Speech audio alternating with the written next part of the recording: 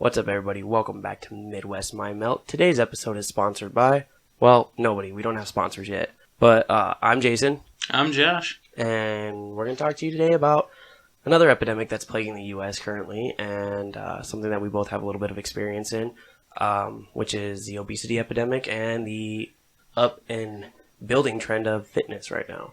Josh, how's your week been so far? Week hasn't been too bad, man. Just working, thriving, and dealing with my own little obesity epidemic. How about you? No, not too bad. Missing the gym a little bit.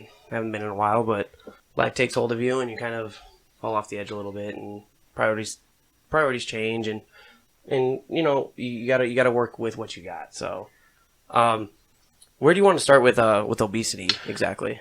I guess I would like to start with I want to ask you, what is the difference between obesity and just simply being overweight?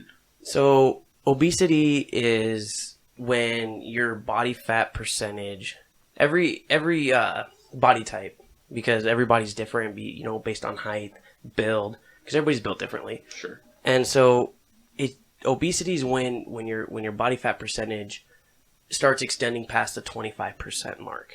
And it's kind of, if you look at the statistics, they say that 90% of America is obese, because when you look at obese, the term of obese, even being, for some people, even being 10 pounds overweight, 15, 20 pounds overweight, that's considered obese for their body type. And so I can't really say that there's an exact definition. I mean, there's going to be a textbook definition if you look it up, but what it actually means to somebody could be different for each individual person. Yeah, I would definitely say that I agree with that. And the numbers you threw out there about 25% body fat.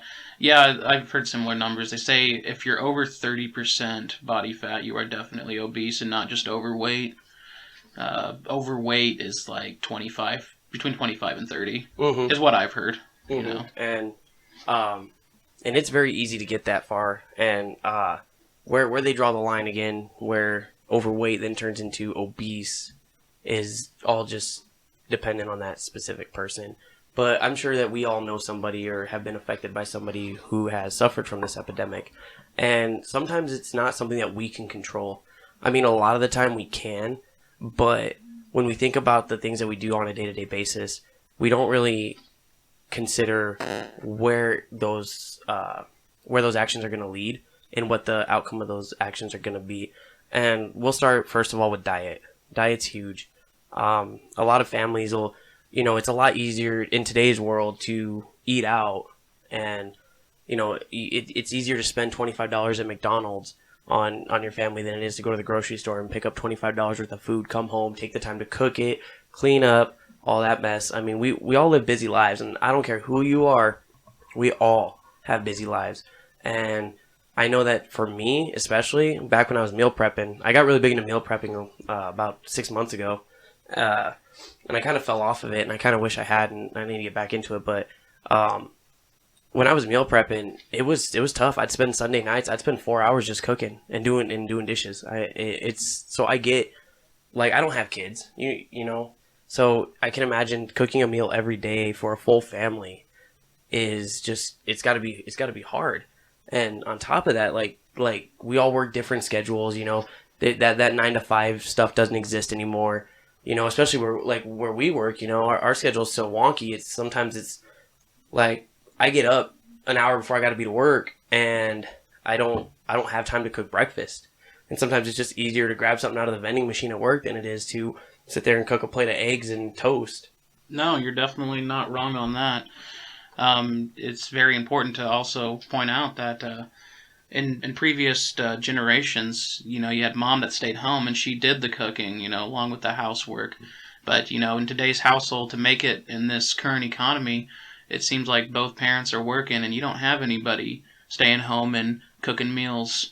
And so people are eating out more, or they're buying, unhealthy groceries, because you can buy a lot more, make less trips to the grocery store on a tighter budget.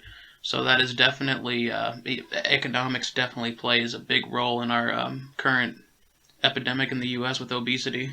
Well, and to include that, a lot of a lot of you can buy meals like pre-frozen, which the amount of preservatives that are in those things is just absolutely ridiculous. If you've ever done the research and looked at what's actually in a frozen meal, what it takes to preserve that meal, it's kind of ridiculous. And on top, not just let's kind of get away from diet a little bit too. Scheduling has a lot to do with that as well. If you work a late shift like we do, I mean, we get off at 2:30 in the morning. I come home. What's the first thing I do? I eat, and then 2 hours later I go to bed. So I'm taking in a bunch of calories right before I go to sleep, and that's not good for anybody. It's not good for children. It's not good for any age. I mean, unless you're a bodybuilder and you're eating 4 or 5,000 calories a day, that one small meal is not gonna kill you. But and it's not bad. And they always and there's a trend if you've ever done any kind of fitness research that people say you shouldn't eat like 4 hours before you go to bed, which is actually not true. You just want to eat light. Well, and let me ask you this. I mean, have you ever had trouble going to sleep because you didn't eat? Because I know I have. There's been times where I just can't go to sleep because I'm hungry. Yeah, your stomach's hurting, and starving yourself isn't the best way to lose weight in this aspect, and we'll get into that later on. But I was talking to a personal trainer at the first gym that I had a membership to, and I asked him about that because I've always had a high metabolism, always been able to burn calories like they were paper and fire. But like he pointed out, he goes it's not terrible to eat before bed, but you don't want to eat a meal before bed. You could have a snack or a protein shake even. So like back when I was in my my really big fitness regimen a couple years ago when I first started, I would go to the gym after work. I'd work out for about an hour, and then I'd come home and I wouldn't eat, but I'd take a protein shake, and then I would go to bed. And I had it was like a time release protein, so your body absorbed it over an 8 hour period. Because I figured, well, I'm going to sleep for at least 6 to 7 hours. I said, I'll still have some of that protein being absorbed when I wake up in the morning, and so I don't have to eat as big a meal in the morning. And it did really well. I actually cut a lot of weight. It's one of those things, it's a lot of work, and it takes a lot of discipline, a lot of dedication to get there. And it's just, I see this problem with obesity, and unfortunately the rates keep rising. They're not going anywhere anytime soon. And I really, really want to be one of those guys that can help somebody achieve their fitness goals, because I love fitness, and we'll talk about that a little later too, because I can go on for days about fitness. But I see it as such a big upcoming problem in the near future, because there's so much, and even kids today, man, like you look at in there's so many key factors to look at, from technology to diet to time to scheduling to everything, and it all plays a key factor in all of that. And we'll get into some of those details a little later. But I guess the biggest question for me is, where do you see the biggest, or what is the biggest factor to you that contributes to obesity? Definitely everything that you listed is a factor. But the one thing you did forget to list on that is the emotional problems, the depression, the way that people, including myself, I have a lot of personal experience in using food as a crutch, basically, and comfort food. We've all heard that term because that's a very real term. So there's almost like an addiction. I wouldn't compare it to a drug addiction, but there is an addiction involved, because I notice I do well on diets and working out, and I feel good, I feel great, but I don't feel complete. And for some reason that I can't put my finger on, the food just, it makes me feel happy for just, a split moment, and then I feel bad again. It's just a vicious cycle, and I think myself and many others are caught in this cycle, in this hamster wheel. And then it doesn't help when you work long hours, or when you're under a lot of stress, or, when you're playing on your phone, when you should be out doing something, walking, anything. But yeah, so I definitely say everything you listed, but I think the big one too is just the mental aspect. Now, do you think and yeah, you're 100% correct, and I did miss that, emotions. And do you think that affects kids? And not, when I say kids, I'm not talking like elementary school level kids. I'm talking like high school, like first, second year college students. Do you think that's where it starts? Because I mean, if you look at today's trends on social media, and just not even just on social media, but just in general, you hear about kids unfortunately, like suicide at young ages over a broken heart. And I mean, like we're talking 12, 13 year olds, and it's not as common, but it has happened. And so, would you say that at some point that could be a triggering moment where it could start? They get that first taste of comfort food, as you said, and so now their go-to every time something stressful happens or something very emotional happens, that's their go-to. Like they don't have a better outlet for their emotions. Honestly, I would say that it starts earlier than high school age. I mean, comfort food was a part of my childhood. And, well, I see, I was kind of in the weird stage, and you probably might be able to relate to this too. In previous generations, kids didn't just go in the kitchen in most households and just get food. You had to ask mom if you wanted a piece of cheese or something, a snack, and mom would get it for you. That's kind of how my early childhood went too. But at some point when my mom started working full time again, I was able to go in the kitchen and grab my own food, snacks that they had bought. And so this is around the time I was 7, 8 years old. So I do think it starts very early. I was gonna say, yeah, I think I was making top ramen at age 7 in the microwave, Yeah. and then I think at age 12 I graduated from the microwave and ended up cooking on the stove. And you're 100% correct. My dad was self-employed. My mom, she didn't work for a long time. But when she did start working, I was in school. I mean, we'd get home. She was working kind of like a swing shift. She'd get home at 11 o'clock at night. And, we were in school, so we'd be in bed already. But it was up to us to cook. And my mom cooked. She was a cook in a restaurant for a lot of years. And so that was kind of, I guess, another aspect of that was just learning how to cook at a young age, too. But even today, like, with the invention of Hot Pockets and Totino pizza rolls and all that stuff you eat when you're drunk and you really don't want to, ponder life choices. But the access to those foods make it so much easier to eat all the time. And even to not just eat all the time, but portion control. I mean, I don't know about you, man, but when I make Totino pizza rolls, dude, I make like 20. Oh, come on, man. Who comes home drunk and says, I want to eat some carrots, You're not wrong. Like, who did that? I mean, if you can do that, kudos to you, but I can't do that. Yeah, 100%. I mean, I'm not going to come home and eat, a head of broccoli. It just doesn't work, man. Like, no, the broccoli and that alcohol does not sound appealing. You need some grease. You need some heavy stuff. That's what your brain's wanting. Exactly. You want that greasy food that's gonna really make you feel good and kind of soak up some of that alcohol. But I think that having access to that food at such a young age is really also part of the key factor into where the weight problems start. But it's not so much the weight problem, and that's the one thing I can say about when I went to the gym. I had a membership at Anytime Fitness for 2 years, and I always went after work. There was never anybody in the gym, but when I would go during the week, say on a Friday at like 5 o'clock. Man, there were so many people in the gym, and it was phenomenal to see the amount of people that are going out there and trying to be healthy. And it's like I try and tell people, if they're, because I get a lot of people like, yeah, man, I've really been thinking about losing some weight. I'm like, cool. What are you doing to promote that? And they may not be obese, but they may be, a little bit overweight, or they're just a little chunky. To those people, they say, well, I really don't know where to start. I'm like, start by doing this. Get off the couch and go for a walk around the block. Just around the block for your first couple of weeks. And then after that, extend to one more block. And then so on and so forth. I say, you don't got to get off the couch and run a mile to lose weight, especially if you haven't ran since you were in high school. A lot of people can't just go out and run 2 miles like it's nothing. I know a guy who runs 7 miles a day. He loves to run. I don't like to run. I'd rather go hit the gym and lift some weights and sit in the sauna for 45 minutes. But it's also, there's a lot of desire out there to be better. I just feel like some of these people that want to take that step don't know how to take that step.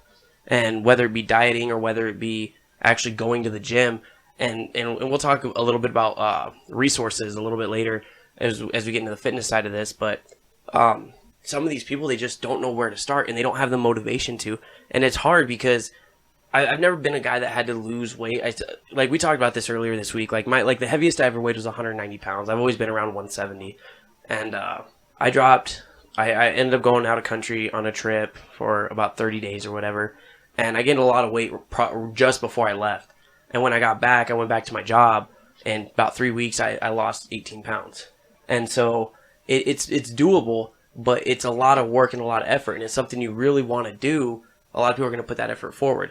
But do you think that that having resources more readily available, because it's intimidating to go to the gym. If you've never set foot in a gym in your life, it is so intimidating to walk in there. You see these guys that are just absolutely jacked. You know, they look like bodybuilders. These guys you see on TV like Vin Diesel and The Rock. You know, they look like these guys. And then you got guys that look like Jason Statham that are completely cut and they just look amazing. Like, it's intimidating to somebody who's stepping in the gym for the first time, because they're like, man, look at this. And these guys are doing dumbbell presses with 100 pounds and you're doing 10.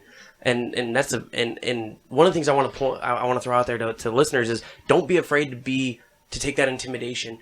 Don't be intimidated by that, actually. Look at these guys and be like, you know what? I want to be there. Because guess what? Those guys were where you are right now. There was something that put them in the gym for the first time, and they got addicted to it.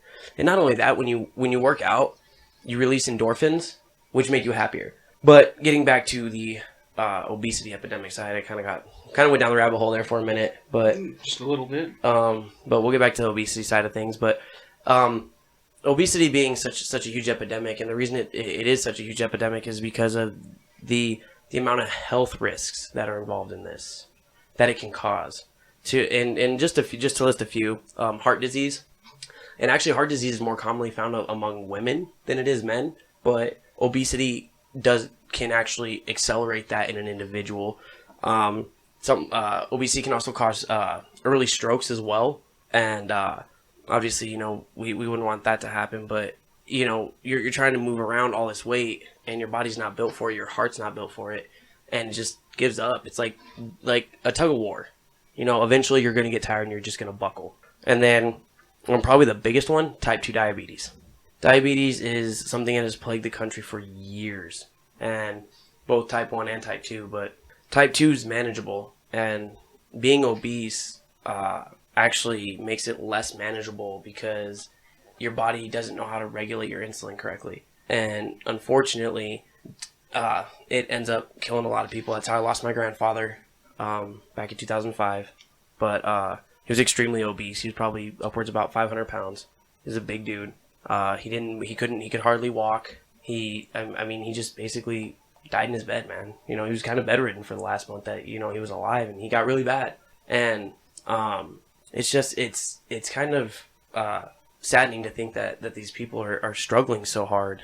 But diabetes can be manageable through your diet, which if you know your diet, you can not only help manage your diabetes, but you can lose weight at the same time. And I mean, Josh, we were talking earlier this week. I mean, you've been trying the keto diet. How's that been going for you? Well, I haven't really been into it hardcore. What I end up doing is I eat probably 4 times a day, and 3 of those meals are a keto-based meal. So there is no carbs, not low carbs. There is no carbs, and it honestly, when I'm on it, it feels amazing. But again, there's something in my energy level that's just calling out for bread. You know, I need carbs, sugar. Well, the body needs carbs. Carbs are what provide you energy, and if you're not taking carbs in, your body's, you said the way the keto diet is supposed to work, as you probably know, is when you're not burning carbs, you're supposed to be burning body fat for energy, and it works. But the problem is the keto diet isn't a diet; it's more of a lifestyle. Because the moment you stop the keto diet, and I had a conversation with this guy that I know who's a personal trainer in Omaha, and we had discussed the keto diet at one point, and like he said, he goes, the moment you start eating carbs again, you start retaining all that, and the whole reason that keto works is because carbs hold water. So all you're really shedding when you're on the keto diet is the water weight, and that's not necessarily a bad thing. That's why a lot of athletes will do it to make weight. A lot of wrestlers will do it to make weight, because you're dropping all that water weight so fast that it makes it so much easier, and you don't got to starve yourself to do it. But the keto diet is a phenomenal diet, and your body has to have some amount of carbs. A lot of people, I don't know how people go without any carbs at all. I think. I don't know if it's different per person. We didn't get into the weeds that far into it, but I don't know if it's different for that individual, how many carbs they can take in, you know, based on their body weight, things like that, for the keto diet. But Do you think that the keto diet would help solve part of our obesity epidemic in the United States? Well, if people were committed to do it, it would definitely solve a lot of weight issues for a lot of individuals. It also would reverse some type 2 diabetes. The keto diet would do. And I'm not trying to promote the keto diet to anybody because I understand why somebody wouldn't want to do it. But it definitely could reverse your type 2 diabetes any more than, the insulin that you're going to be paying. I don't even know how much insulin goes for today, but, it is definitely more money than what you need to be spending on if you don't have to. So, keto is definitely a good diet to look into if you are looking to lose some weight rather quickly. If you do hardcore keto for a week, you will definitely notice some big changes in how you feel, your energy level, and you will definitely notice that you lose some weight. Right. So the current rate for insulin, according to GoodRx, which is one of those websites that we had talked about in one of the prior podcasts. I'm looking right now. It's not giving me a definite, like how much it would be to pick up a full prescription. I'm assuming insurance would change that as well. Well, and another thing too is, you have to really know the level of insulin that you're pumping into your body, because I have heard of a few cases where people have actually died from giving themselves too much insulin. So, insulin, just basically when you start sticking needles in your arm because you have to, not because you have an IV drug addiction, you want to try something to where you don't have to do that anymore. I would think, but not every individual's the same. Well, I just know if I ever got to that point, I would. I'm sure we have a buddy whose parents, have been affected by that, but certain people with diabetes, man, at some point you start losing limbs, man. You start losing body parts. Start losing your eyesight. And I can't imagine going through life. It's different. I guess it's not really different. It's different in the aspect of if you're overseas and you get blown up, that's a little bit different. But because unfortunately that's not something that's 100% preventable. But being overweight and preventing obesity, if I could stop stuttering, that'd be great right now. But we can mitigate as an individual, we can mitigate what kind of damage it does to our bodies.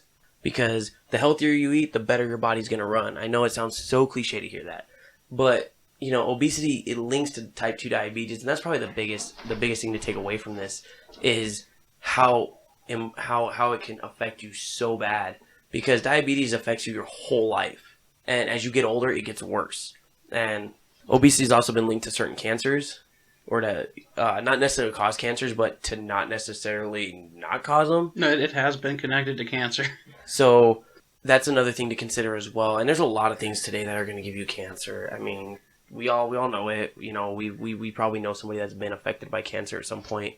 But if you knew that you could prevent it from starting or spreading, or make yourself stronger as an individual and help your body function better, you think you would want to do it, right? You would think. And so when it comes to being obese, and there's a lot of people that are like, man, I just can't do it. And I feel like that it's an excuse. It's not high enough on your priority list to do it. And I don't have kids, so I don't have a hectic schedule. I understand how hard it is with kids, but get your kids out, go for a walk with your kids. It's not that hard.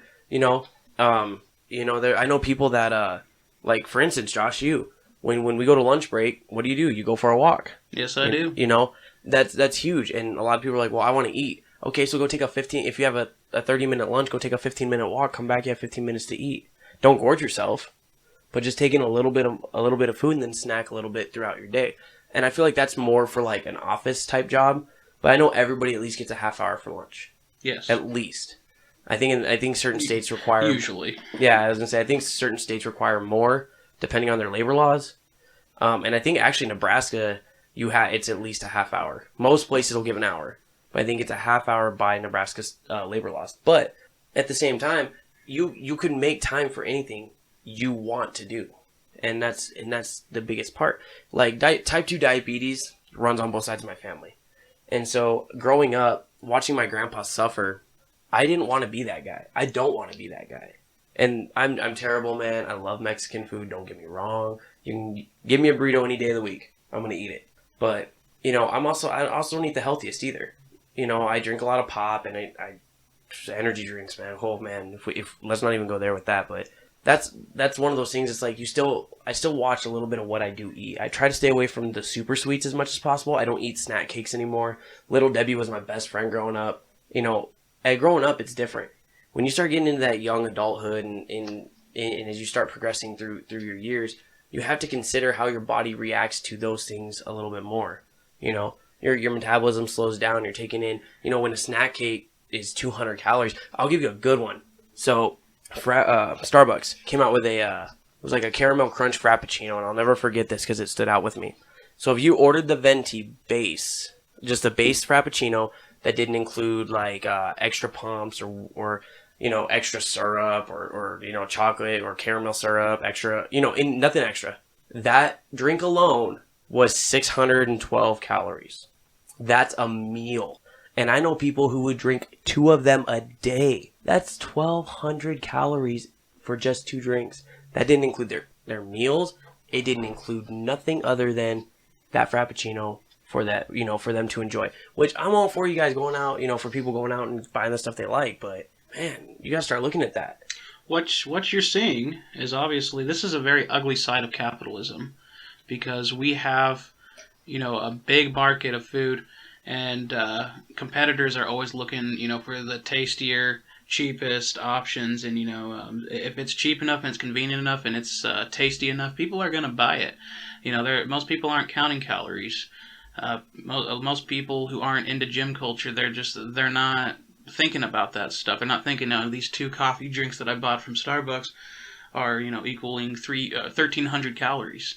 Most people aren't thinking about that. But yeah, this is definitely a very ugly side of the freedom that we have, and it's definitely something we as a society have noticed. Would you say that fast food and the ability to go out, like we talked earlier, and get a cheaper meal is a big contributing factor to obesity and what in the future of what's to come? Of course, it's definitely a factor. Like you said, it's convenient, it's fast, and for the most part cheap. I don't think it's cheap, but a lot of people, you can feed a family, for under $30, and to them it's worth it. Well, so I don't know if you've been seeing the commercials. They have this thing. It's called the Impossible Whopper that Burger King just came out with, and it's a patty that's made out of plants. It's like I guess it'd be like their vegan patty. So I actually tried it tonight, and I was actually really impressed. It didn't taste weird. It kind of had a weird texture, but it was almost more tender than an actual burger, and it tasted really good. And do you think that if restaurants started to incorporate more of like not necessarily a vegan option in their menu, but just more healthier options, because most of them do. I know, like, you can get fruit and you can there's healthy options on every fast food menu. But do you think if we offered more than just the standard, instead of getting a pop, I'm gonna get a water, if you offered them something like a flavored water or something with less sugar, a sugar-free lemonade or something like that, you think that people would be more inclined to see those options and use them? Some people would, some people wouldn't.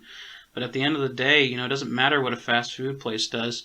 Not Walmart, but McDonald's gives out apples to kids, right? But if you're going to McDonald's, you're not looking to get an apple for yourself. It's kind of a byproduct while you're there. But what a fast food place is going to do, and how they stay in business, and how they get as many locations as they can, is they don't do the healthy option. They're going to do the most preserved option. So their food, whether it be a soy burger or some type of vegan burger, it's going to be shot up with preservatives and other crap that you don't need in your body. And so at the end of the day, the bullet that you got to bite is, if you want to lose weight, and this is something that I've had to face myself, is that you need to cook your own meal. Your meal needs to be cooked by a human being, somewhere that you can actually watch, that's not in a fast food restaurant, something that they took out of the freezer and and put on the grill. It's just that's the reality that you have to face. So when we talked about doing this episode, I kind of started thinking about technology and the effect that technology's had on the obesity epidemic in itself. And honestly, when I sat down and I started thinking about it, it's actually been both beneficial and non-beneficial as well. And we'll start with the non-beneficial portion of this. And when I'm talking technology, I'm talking about the invention of cell phones and the invention of like gaming systems. And gaming systems go back to the 90s, you know, the Atari, you know, to the Nintendo, all that stuff. But I'm talking more like the aspect of kids sitting down for hours on end and playing games and eating. Your body you have to get out and do some kind of physical activity for your body to burn those calories. At a young age, it's not that big a deal, but as you get older, some people don't outgrow that. I mean, if you ever log into Twitch or Mixer, there's a lot of people that stream. There's a lot of people that stream. And most of these people, when they stream for 3 to 4 hours. There's one streamer that I follow in particular, and she will stream 5 days a week for 3 hours a stream. Like, that's 12 hours a week that's dedicated to nothing more than just playing a video game. And when you look at the ratio of that, if everybody was doing that, it would be a lot worse than it is now. And I'm not saying that, and again, it varies by person. My brother was a very big avid gamer, and he ended up being extremely overweight as a kid because that's all he did. That's all he spent his time doing was playing video games. And I'm not saying that it's a terrible thing because I'm a gamer myself, but you got to draw the line somewhere. You can't sit and play a game for 10 hours and expect to still be, you know, have rock hard abs, you know, especially if you're doing it every day. Like high school I didn't have an issue in high school, man. I played Halo 3 for 3 to 4 hours a day every day after school with my buddies. But at the same time, I was also in school. I had a weightlifting class that I took, so I was still getting that physical activity. So you have to balance that out.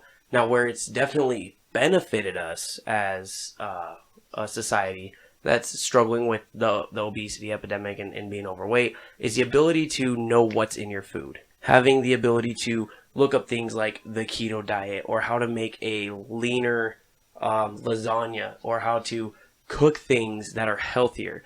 It's put it at our hands, like at the tip of our fingers, so we don't have to go to a bookstore and buy a cookbook for cooking leaner with so-and-so chef from like I don't know, the Food Network. You know, we don't have to do that anymore. Pinterest was probably one of the greatest apps that ever got invented. In fact, that's where a lot of my fitness workouts that I build for myself, a lot of those workouts come from Pinterest themselves.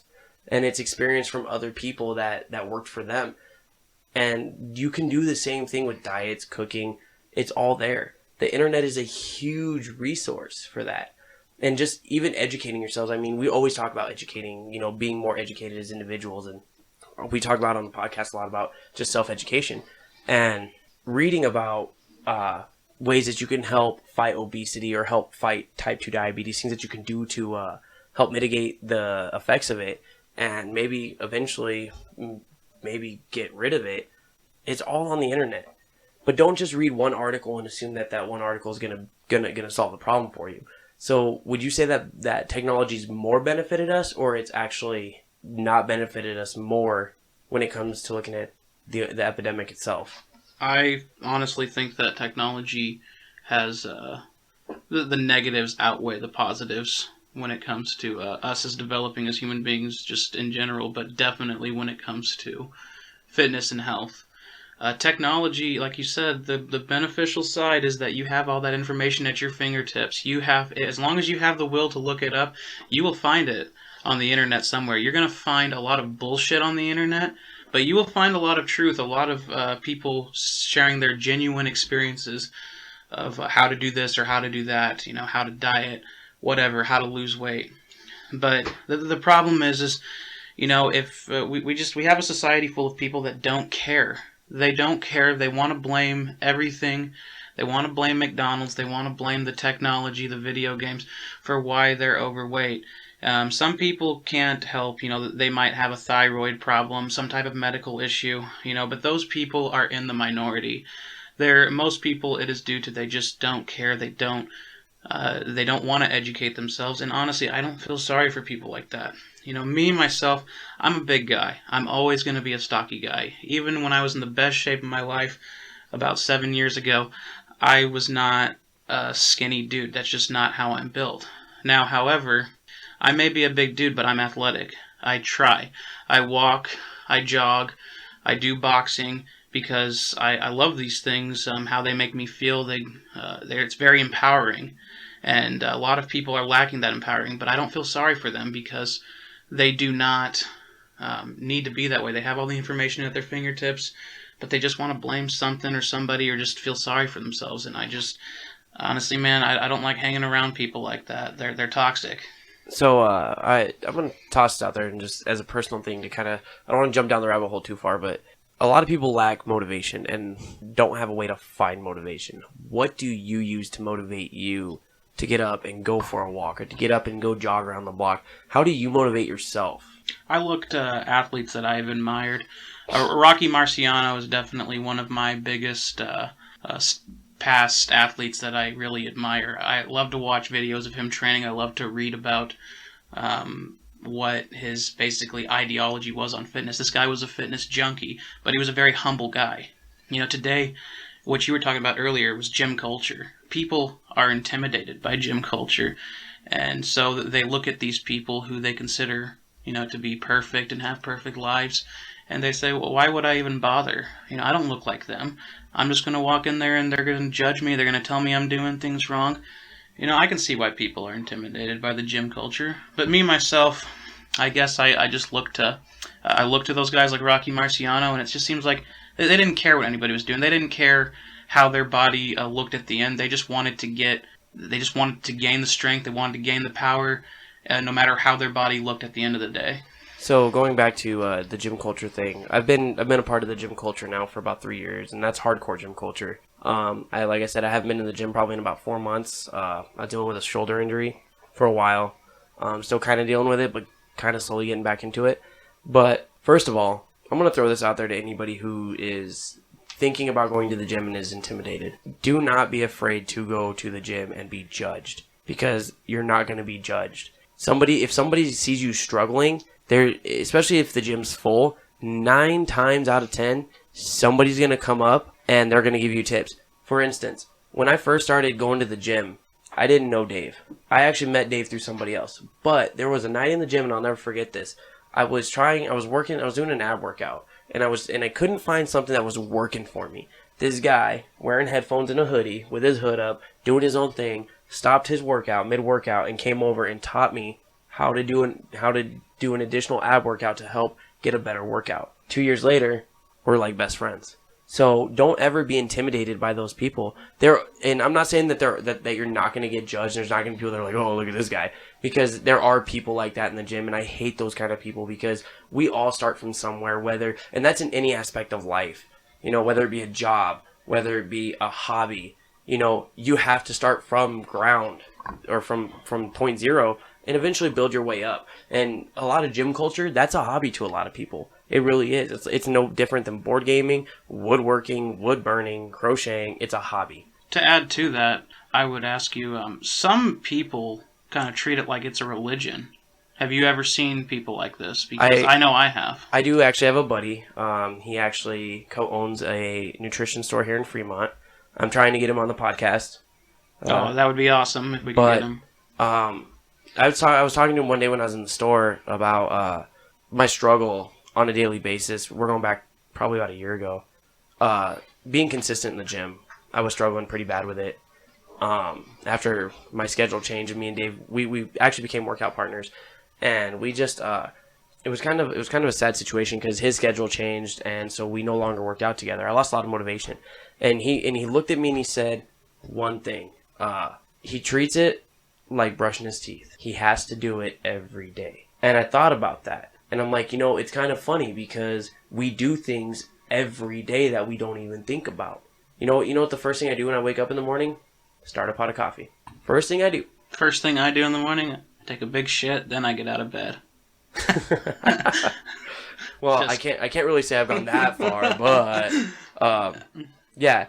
So that's one of those things is like we have daily tasks that we do and we don't even realize we do it. That's how he is, and he doesn't go the same time every day, but I'm still thinking about that comment, but he, like you said, he treats it like brushing his teeth. He has to do it every day. If he doesn't, his day's all messed up. And sometimes that's what it takes, And it's like those people that go to Starbucks every morning, for instance. That's part of their day. Now, if more people implemented that into going to the gym or just going on a walk, we would start seeing these obesity rates decline. The current obesity rate actually in the United States is 32%, which actually was a lot less than I thought it was. Yeah, it'd be a lot less than I thought it was. They're saying that they didn't have, that was in 2017, mind you. They don't have obesity. They're still calculating 2018. The CDC's putting all that together, which I did get all this information off the cdc.gov website. They're great. I didn't realize they had all this information. So if you ever want to go educate yourself on this, that's a really good website to go look at. So just to get a little bit, just a couple of statistics here. So surprisingly, when we're looking at age ranges, ages 20 to 39, the obesity rate's actually 35.7%. And it's actually higher among older people, which as you get older, your body doesn't work the way it used to. You know, you end up, with a bad knee or you don't get out. So, but it's not a substantial increase. So 40 to 59 years old, it's only 41%. So realistically, the obesity epidemic, yes, it's an epidemic, but after looking at the statistics, I don't think that it wasn't as high as I thought it was. No. I really thought it was going to be higher than that. But in the last 5 years, look how much the fitness trend has taken off too. I mean, between CrossFit, Olympic weightlifting. Well, Olympic weightlifting's always been around, but with the invention of CrossFit, P90X, Insanity, and we're not endorsed by any of these, just so you know. I'm just throwing these out there because these are workouts that I've done or at least participated a little bit in. Insanity was a great workout.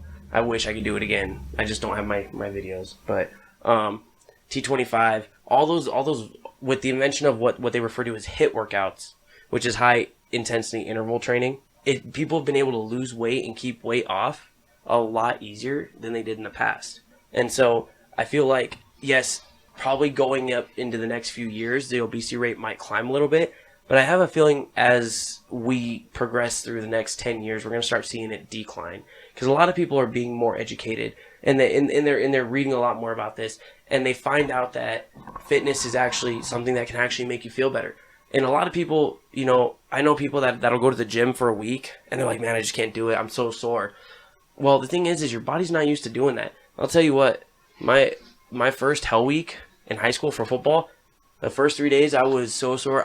My abs hurt so bad I couldn't sit down to poop. Like, I had to throw myself on the toilet seat because it hurt so bad. The fourth day rolled around, we did our morning warm-up and our morning practice. I wasn't sore no more. Because my muscles at that point had been conditioned to getting their freaking asses kicked, that they're like, all right, let's do this. And so my words of advice to those people that are out there that are struggling with weight problems, and maybe not obese, but just weight problems in general, that are scared to get off the couch, it's going to suck for the first little amount of time that you do it. But the harder you go, the less it's going to hurt. And it sounds ridiculous because usually it's the opposite, but you can do it. And it's not going to be it's not going to be as bad as you think it is. It's going to suck, yes, but a couple of my friends in the military, they like to use the phrase, embrace the suck. If it's something you're really passionate about, you're going to embrace the suck. And that's just 100% how it's going to be. I think I've heard that in porn as well.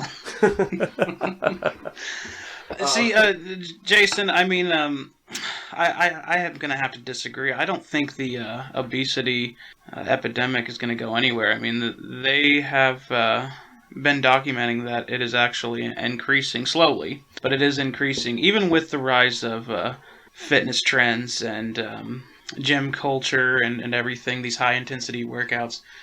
Because what it comes down to at the end of the day is a lot of people in modern times, they don't like to be uncomfortable. And if you're looking to lose weight, like somebody like me, if I wanted to drop 150 pounds, would you agree I'm going to have to put myself in some very uncomfortable situations multiple times to throw my body off to lose this fat and to go through maybe some dieting that is going to be uncomfortable at first? I mean, there's no way to do it and be in my comfort zone. 100%. And one of the things that I learned going back probably when I first went into management is the best way to build yourself as a character, though, is to put yourself in an uncomfortable position and put yourself somewhere where you're out of your comfort zone. Because what that does is it teaches you how to be a better person and teaches you what obstacles you can actually overcome. And yes, I'm not going to lie, to achieve what you're talking about achieving, you're going to be in an uncomfortable position. At least even just at first. Eventually it might mellow itself out and you might end up in a situation where you might be comfortable. But think about this. Let me put it in this perspective for you. So say you start working out and you start going hard. You're uncomfortable. A month later, you're finally getting to that point where you're comfortable in the gym. And somebody that looks similar to you and is feeling the same way as you walks into the gym for the first time when you're there. Now you can say, you know what? I've been where you're at. And it's going to work out. Yes. No pun intended, but you could be that little bit of motivation that person needs to keep going to the gym. And that's the way that I always looked at it when I was in the gym, because I'm not gonna lie, man. I mean, I lifted in high school, but after that, I did all my workouts. I did Insanity at home. That was it. I never stepped foot in a gym until I moved to Nebraska. And I went in there one day, like my first day I toured the gym. I was like, this is crazy. I'm like, look at these guys. They're in there freaking ripped, just good looking people, man. Just you could tell they've been in there a while. And they just hop onto a bench, they just start doing this workout, and I'm like, what are they even doing? I had to go home and educate myself. What are workouts? What are the best ways to work out? And yes, there's a lot of intimidation factor, a lot of uncomfortableness when you go into that not knowing anything about it. But it's no different than when you start a new job, right? Absolutely. I mean, when you started where you're at now, I mean, I don't know if you ever had any experience in that kind of an industry before. I know I didn't. I worked retail my whole life. And then I went into a production job, and that was a complete opposite spectrum job for me. And so it was extremely uncomfortable for me trying to learn a new skill on the fly. And so it'll be the same way as well. And moving into like the fitness portion of the episode, that's kind of where I want to be that motivation for somebody else, is to know that I've been there, I've gone through it, and you get more comfortable with it as the time goes on. Because you'll start meeting people at the gym, you'll start working out together, and you'll have one guy that knows how to do something to work a muscle a little bit better. You might figure out a workout that might work a muscle a little bit better than they do, and that's how you build those relationships. And now I'm gonna have to tell you this. What you kind of remind me of is, you almost kind of remind me of an army recruiter, except you're recruiting for the gym. Or as if the gym is your church and you're trying to get new converts to join your church. You're telling me that I'm gonna network, I'm gonna meet people, and I might even be a motivational force for them. And I think a lot of people hear stuff like that. Like, I know where you're coming from. I genuinely know you're a good dude, and you really do want to see people do better. You don't want to see people fail. And that's one thing that I respect about you. But a lot of people, they hear stuff like that, and it reminds them of kind of like these douchey fitness celebrities that you might know some of. And it almost turns people off because they feel like they're trying to be converted to a religion. Like, you need to go to the gym. Like, you can't be saved if you don't go to church. Well, you can't lose weight, or you can't be fit if you don't go to the gym. I see how you're seeing it now. And I just, you know how it is when you're passionate about something, you can talk about it for hours. And that's how I am about fitness. I'm very passionate about it. I know I'm not a certified personal trainer by any means. I have no schooling. Everything I've learned from people or on the internet. But one of the things that to caveat on what you're saying is, a lot of people do get intimidated because because people try and sell them on the fact that you can't lose weight without going to a gym, or without spending a lot of money on expensive equipment, like on a Bowflex that you don't really need. Or what's that new one? The Peloton bicycle? Yep. Yeah. A lot of people, they try and sell you on that because, well, you can't lose weight without that. And that's a lie. Did you know that losing weight is 75% diet, 25% exercise? I did. I know that firsthand. And that's key, is so many people think that, I just gotta hit the gym, I gotta hit the gym. Nope. No. And, there's a common phrase, abs are made in the kitchen. Everybody wants a six-pack washboard abs, man. That's the hardest freaking thing to get in your life. I have not gotten it, and I've been working for it, and it's hard. Except for the last 4 months, I haven't really been working for it. But there was a time when I could start to see the definition. And when you start seeing those results, it becomes, you're like, man, I got to keep going because I'm seeing results. But 90% of what you eat deals with how your body's going to look, how much weight you're going to gain, how much weight you're going to lose. And there's been, in my experience, there's always that option where you might be at a gathering or something. Everybody eats, okay, for our pizza parties, at work. Like they're like, oh, everybody's eating all right. Seconds. Do you really need seconds?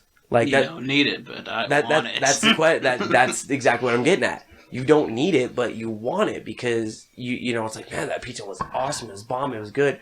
And so instead of eating 2 pieces of pizza, you end up eating 4 or 5, and then you're miserable because I don't know about you, man. I hate being like so full to the point I can't move. Yeah. And not only that, working after that, whew. And so at the end of the day, you have to learn how to make those choices, those mental choices of like, okay, yeah, I could get seconds, but do I really need seconds? And, you know, sometimes depending on what you're doing, you might need a little bit more. Some days you might need a little bit less. And it's learning, that's the learning curve when it comes to losing weight, is finding those times. And that's huge. So like lunchtime, yeah, it's probably all right to eat like 4, especially in our job environment. It's probably okay to eat 4 or 5 slices of pizza because you're probably going to burn it off in the next 5 hours. Right. Or but close to if it. you're working an office job, it's not the case. Which before I went out of country, I took a 2-month job working in an office, and I ate exactly the same way that I did, and I went from 170 to 190 pounds in 2 months because I didn't change the way I was eating. I was burning 2,000 calories, but I was still taking in 3. So my caloric deficit wasn't where it should have been. And that's, again, the learning curve of losing weight is you got to look at your daily activities.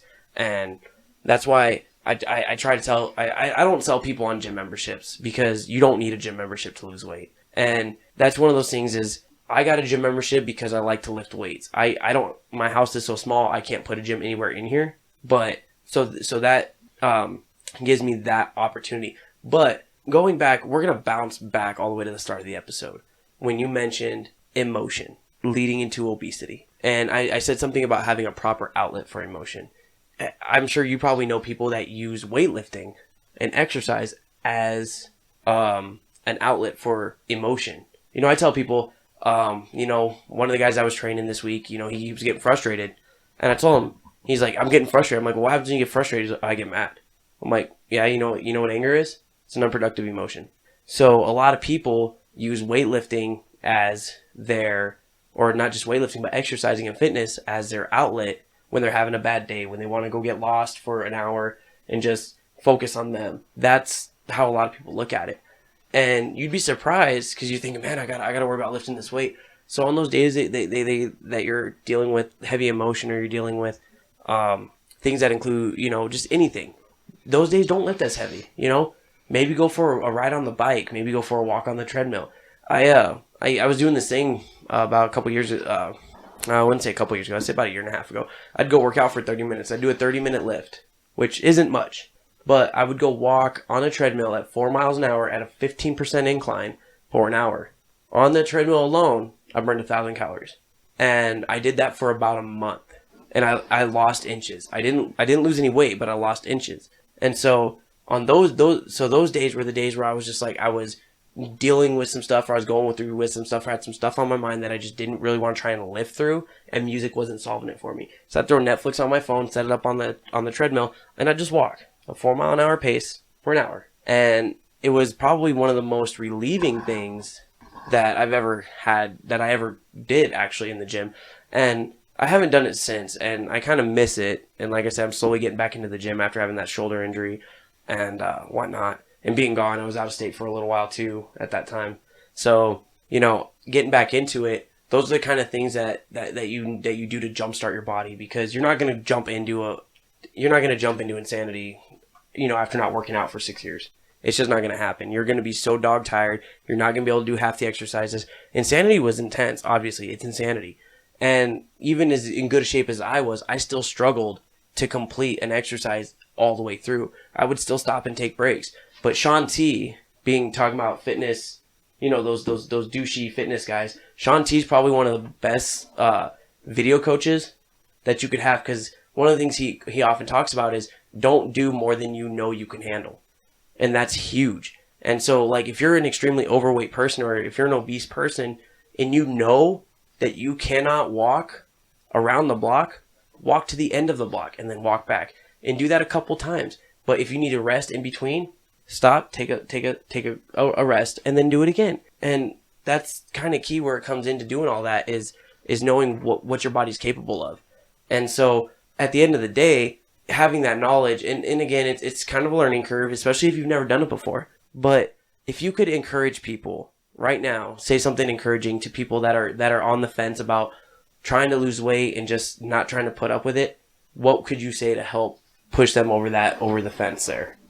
One thing I would say to my fellow obese Americans is you're going to hear all these crazy voices from all these fitness freaks on how to lose weight. You're gonna hear, oh, you need to take this supplement. It's a bunch of chaos. I know because I live in this culture, so I hear it. But coming to lose weight, when it comes to losing weight, you need to keep it simple. And what I mean by that is ignore all the crap that you hear about supplements, and don't dwell on what you need to be taking as far as supplements go and what gym you need to join. When it comes to losing weight, the best advice I ever got is try and find a buddy, because trying to do it in isolation is twice as hard, I would say, maybe even 3 times as hard. Especially when you're starting out, right? Yes, and most people fail. When you got somebody there to help keep you motivated and accountable, that obviously helps with just about anything, but especially keeping you motivated to lose weight. And plus, you also build a bond, a brotherhood. In the military, you guys work out together. You guys do all sorts of PT together, and same thing with law enforcement, because it helps build a bond, a brotherhood. Anyway. But yeah, to keep things simple, obviously your diet plays a big role. And if you do start walking, you do start working out, your body's going to want certain things. It's not going to scream for the cheeseburger right away. It's going to want some healthy nutrition. Now, eventually your cravings may never go away. Mine have never gone away. I'm going to stop you for a moment, just real quick though. To caveat on that, if you've ever done an intense workout and then looked at a donut, it is the most unappealing thing you'll ever look at in your life. And this is coming from personal experience. Because I used to work out and I'd go to Walmart after work and I'm like, man, what sounds good? And I'd walk past the bakery and I'm like, not one of these things even sound like it would be remotely good right now, because all I could imagine myself was puking it back up because my body wasn't looking for that. And like you said, is your body's going to want certain things. And the biggest thing that I can tell you, if you're losing weight, if you want a candy bar, don't deprive yourself of that, because then you're going to go and binge eat. You're going to be like, man, I got to have like 6 of these because I haven't had one. And if you want a candy bar, eat a candy bar, but just one. Yeah, and don't lose hope as, oh, I ate this candy bar, so, screw it. I'm just going to, well, what's the point? It was one candy bar. It was one Gatorade. You'll be fine. And actually, Gatorade's not bad for you. It's just high in sugar. Yeah. So if you're looking to lose weight, the G2 Gatorade and the Powerade Zero is actually a better alternative for you than just regular Gatorade and Powerade. Right. Just a little bit of advice but there. But water is the best. 100%. And the more you work out, the more exercise you get, and the more water you drink, the better your body's going to feel. And going into that it's just, that's great advice, Josh. Like, keeping it simple is huge. And like I tell people, you don't have to go to a gym. You can go get a jump rope at Walmart for $3. Yeah, you can get dumbbells there, things like that. You don't need that kind of stuff. But one of the other things that you can get rather cheap, elastic bands. And elastic bands will actually help strengthen your muscles, especially if you're not looking to get big. It'll help tighten up some of that muscle, some of that loose skin that somebody might have that they want to get rid of. It'll help do that because you're using your resistance. So you're utilizing your own body weight to lose weight. And it seems like kind of like a ridiculous concept, but it works, which is what Insanity did. You used your own body weight to lose weight.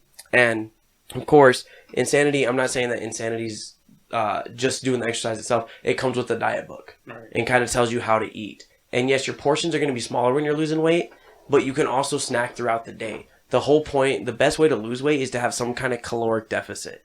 So, if you're burning 4,000 calories a day, try and only eat 2,500, or only 3,000. And another important thing, too, is that a lot of people measure, how much calories am I taking in, and then how much am I burning on this treadmill. What people fail to realize is that not only are you burning calories on that treadmill, when you're in rest, if you've been doing cardio and you've been lifting weights, you're burning calories when you're sleeping, when you're sitting on the couch.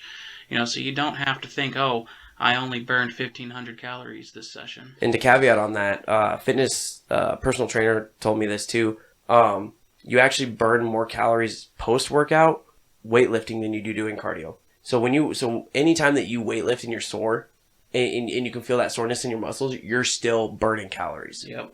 And so when you do cardio, you're still going to burn calories post workout, but you're only going to burn them for up to 6 hours post workout. When you weight lift, you're going to burn calories longer because your muscles have to burn calories to repair themselves. Well, your body has to burn calories. Let me restate that. Your body has to burn calories to rebuild those muscles. And so that's why it's crazy to think about like how long you're sore, but you burn more calories the longer you're sore. And it seems ridiculous. And it never dawned on me. But yeah, so don't ever think that just because you're resting doesn't mean you're not burning calories. You're just not going to burn as fast of calories as you would if you were actually actively working out.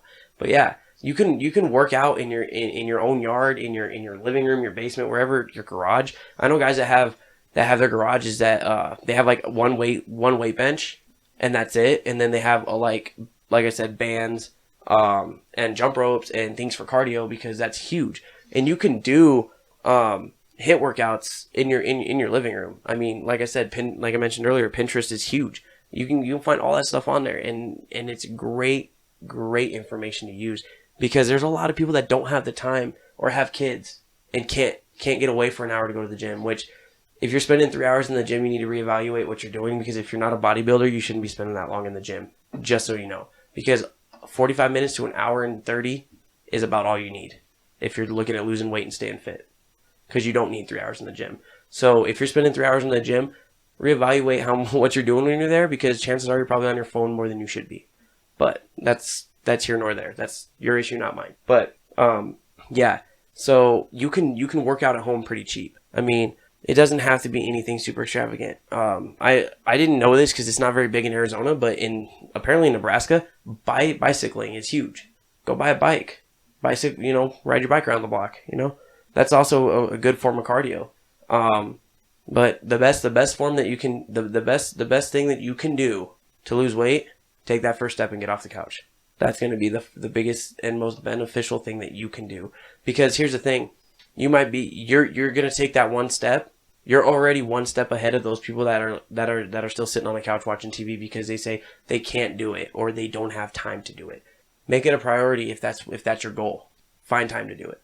And one of my buddies, the other co-owner of the supplement shop here in town, he did a really good 2-minute YouTube episode about priorities and how people who use the term "I don't have time," well, you have time, it's just not high enough on your priority list to make time. But there's a lot of people that sit on that fence a lot of the time thinking, I want to lose weight, I want to better myself.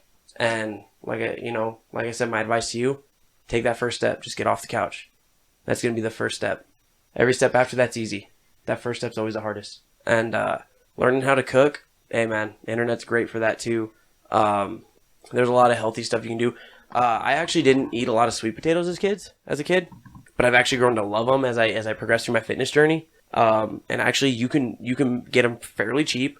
They're not terrible, and they're very easy to make and very delectable and delicious to make. That make them very, very enjoyable. Josh, you make like keto salads at work, which is like broccoli and like pepper